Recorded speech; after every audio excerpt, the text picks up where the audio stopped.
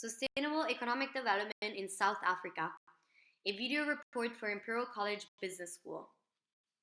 South Africa, a wonderful country marked by its multicultural and biodiverse landscape, located on the southernmost tip of the Africa continent. It went from being the hopeless continent in 2001 to being viewed as the Rainbow Nation in 2011. Indeed, its economic growth accelerated immensely with a 4.9% annual GDP growth. On top of this, South Africa has 11 spoken languages and 8 World Heritage Sites. It is a country full of splendors and culture. However, there are still many challenges ahead. Extreme poverty, lack of access to education, appropriate infrastructure, and health, as well as corruption and crime, are still afflicting South Africa today. Indeed, 50% of the population lives below the poverty line. 50% of students drop out before the end of school. 1.2 million of households live in informal dwellings. Life expectancy stops at 63 years of age. Corruption is above average, and crime has risen in the last 3 years. These figures are just the beginning of the many troubles South Africa faces today. So, how can a country with so many challenges move forward? Many scholars have argued that sustainable economic development might be the only answer. But what exactly is sustainable economic development? Well, it involves a process that meets the needs of the present without compromising the ability of future generations to meet their own needs. It is about sharing what the world has with the people who are alive today, but also with future generations. It is about quality, not quantity. It means looking past quantitative economic growth and rather look at the total development of society. In other words, it means working towards improving the livelihoods of people from an economic perspective as well as social and environmental one. In fact, it is about striking a balance between economic, social, and environmental needs in a way that maximizes the livelihoods of all. Many have criticized the concept of sustainable economic development for being too broad and vague. It can mean so many things that it actually becomes meaningless, and it can be so highly theoretical that it cannot be translated into practice. However, the concept's weakness is also its greatest strength. It is able to satisfy everyone's desires exactly because it upholds economic as well as social and environmental dimensions.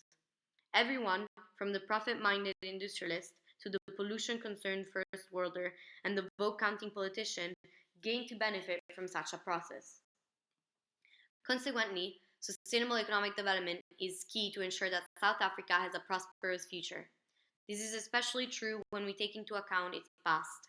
Apartheid and its discriminatory as well as resource-dependent policies put South Africa on a self-destruction path.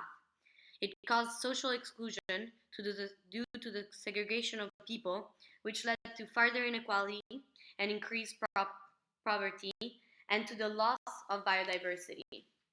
This kind of development was profoundly unsustainable in every sense of the word. Nevertheless, the government and other organizations have done much to make up for the years of unsustainable advancement and have begun promoting sustainable development in many sectors of society, such as in the energy, tourism, housing and infrastructure, health, education, food, and transport sectors. For example, the government is committed to bringing renewable energy to South Africa. Renewable energy helps to reduce impacts on the environment and health of the people, improve energy access and security, and it remains a much safer alternative than conventional energy right now.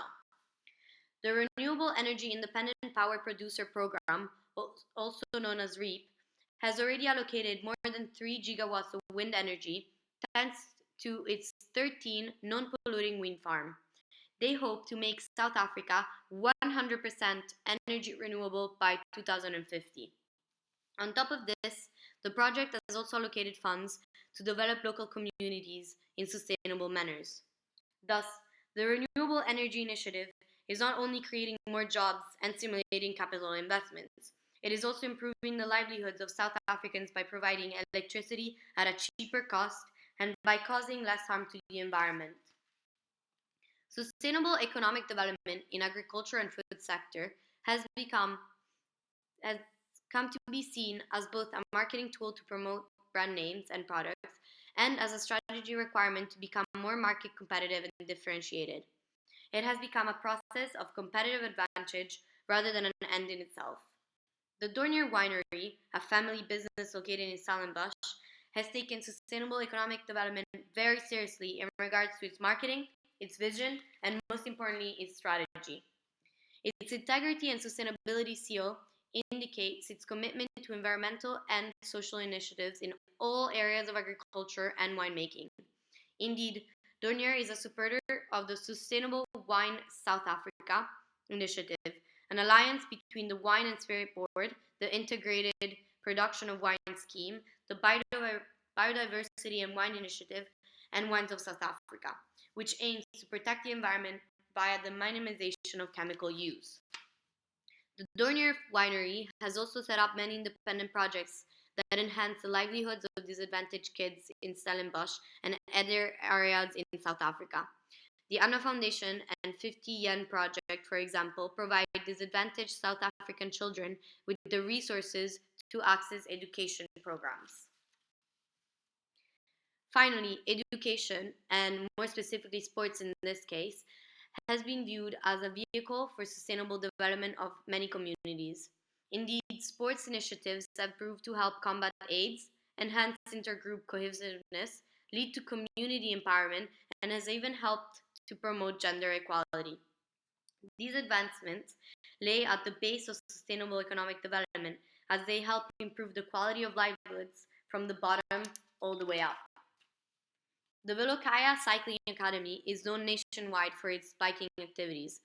Although the sports initiatives teach the township children's transferable life skills and keep them off the street after school time, Velokaya has done much more to improve the livelihoods of the community. In 2015, Velokaya and the MTA South Africa Foundation entered into a partnership to establish a media center. The aim is to improve access to education as well as to promote mass participation. Of course, there are still many challenges to achieving sustainable economic development in South Africa. The lack of participation and the continued exclusion of groups, the geographical limits of community development projects, the lack of sustainable development principles in government structure, alongside undercapitalization, lack of infrastructure, and continued overexploitation of natural resources are just some of the many barriers to achieving sustainable development.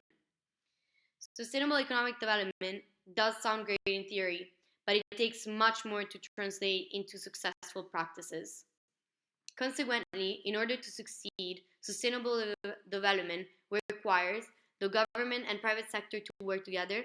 It requires local participation and action, and it requires clear and easy to implement guidelines.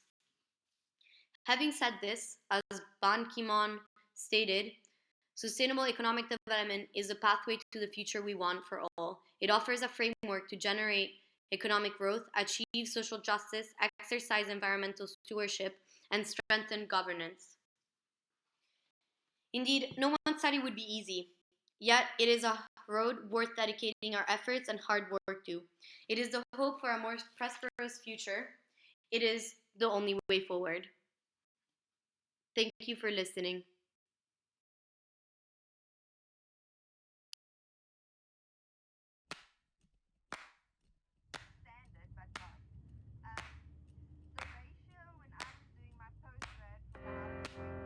Reporting from the peak of Table Mountain.